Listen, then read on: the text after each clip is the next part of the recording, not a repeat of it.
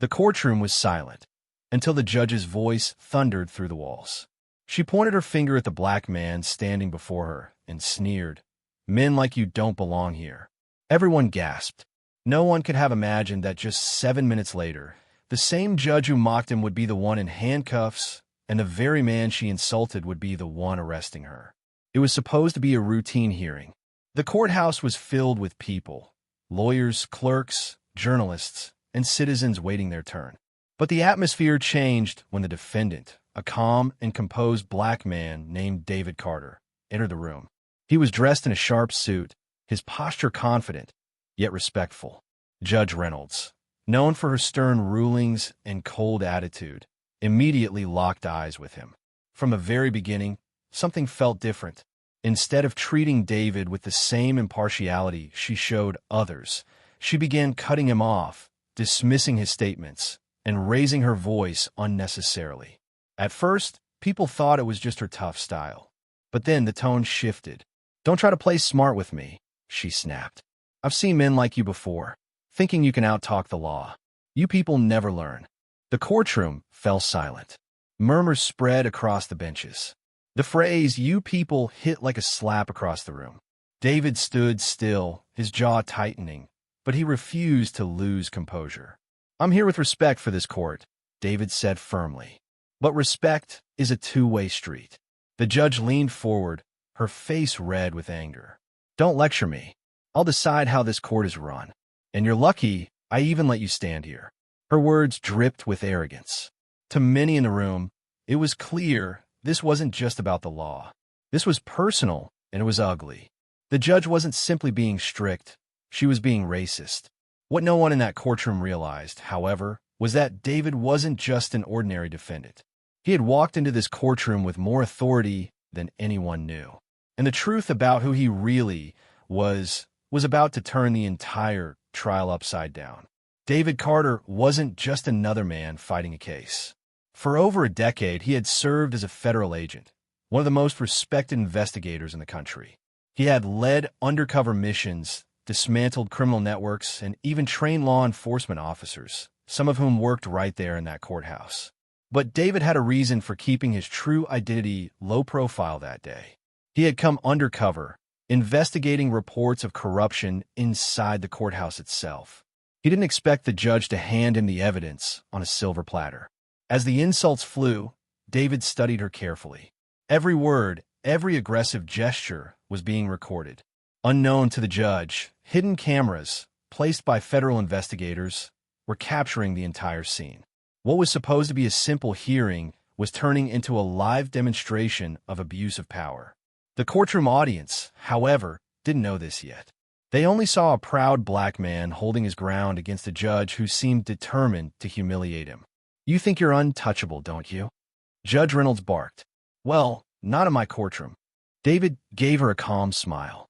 "I believe the law protects everyone equally, Your Honor, even when someone forgets that." Her face twisted with anger. "One more word from you, and I'll hold you in contempt." David knew he could silence the room right then and there by revealing his badge. But he waited. Timing was everything. The judge was digging her own grave with every racist outburst. And then it happened. Just as she was about to strike her gavel down, a voice came from the back of the courtroom. "Agent Carter, we have everything we need." The room froze. Heads turned. Two federal marshals stepped forward, badges gleaming. Gasps echoed across the hall. The judge blinked in confusion. Agent. The man she had insulted wasn't a powerless defendant at all. He was the federal officer assigned to investigate her. And now, the tables were about to turn. The judge's face drained of color. For a moment, she looked as if the ground had been pulled out from under her. The man she had mocked and belittled wasn't a random defendant. He wasn't someone standing trial. He was Agent David Carter, one of the highest-ranking federal officers in the state. The whispers in the courtroom turned into gasps. Some people covered their mouths in disbelief. Others leaned forward, eager to see what would happen next. The bailiff, who had been standing silently near the judge's bench, hesitated. He didn't know whether to obey the judge's orders or step back. David's calm voice cut through the tension. "Judge Reynolds, you are under investigation for corruption abuse of power, and racial discrimination. Everything you just said in this courtroom has been recorded, and now it's evidence. The judge stammered. This is absurd. I'm the authority here. You can't just. But before she could finish, one of the marshals stepped forward, holding out official papers.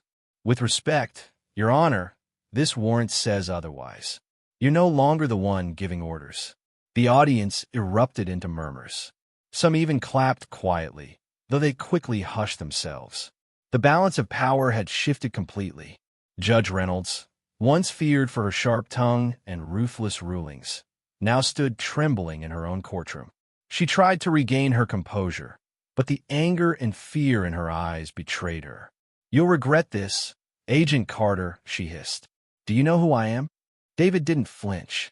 He leaned closer, speaking just loud enough for everyone to hear. Yes, I know exactly who you are. And that's why this is happening. The silence that followed was deafening. Everyone in that room realized they were witnessing history. A judge, someone thought untouchable, was about to face the consequences of her own corruption and prejudice. The moment had arrived. The marshals moved forward, their handcuffs glinting under the courtroom lights.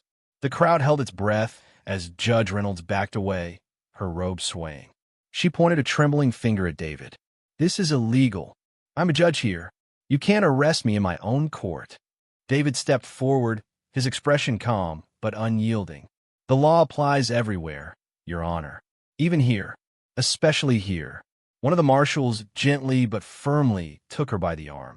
She jerked away, glaring at the officers, but the fight was leaving her. The courtroom she once commanded with an iron fist was no longer under her control. 7 minutes ago, David said, addressing the room, she told me men like me don't belong here. But the truth is, people like her don't belong in a position of justice. The audience gasped again, then erupted into applause. Some people even stood up, clapping as if justice itself had walked into the room.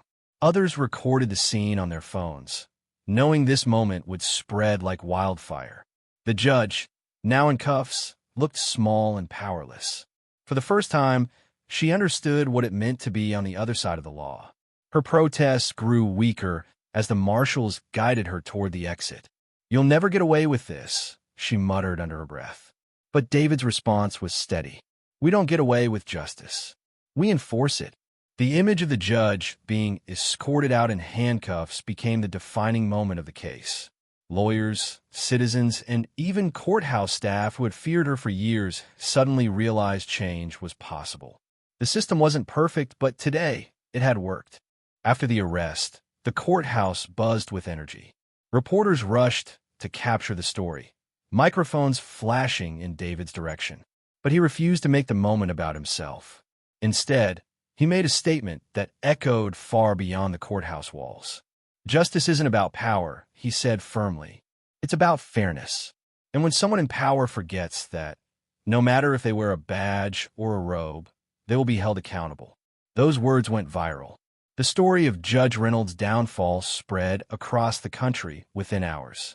People debated it on talk shows, shared it on social media, and celebrated it as a rare moment where the system corrected itself. Judge Reynolds was later found guilty of corruption and removed from the bench permanently.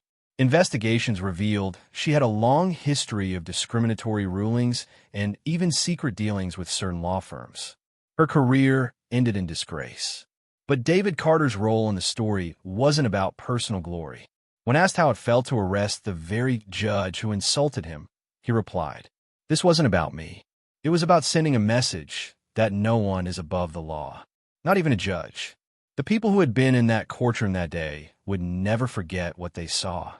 They had witnessed a powerful reversal, where arrogance met accountability and racism was exposed under the bright light of justice. The lesson was clear. Real strength isn't shown by tearing others down. It's shown by standing firm, even when you're insulted, mocked, or underestimated. And sometimes, the very person people laugh at ends up being the one who brings justice to the table. As David left the courthouse, he didn't smile or celebrate. He simply walked with quiet dignity, knowing the fight for fairness would continue. But that day, In those unforgettable 7 minutes, the world saw that justice always has the final word.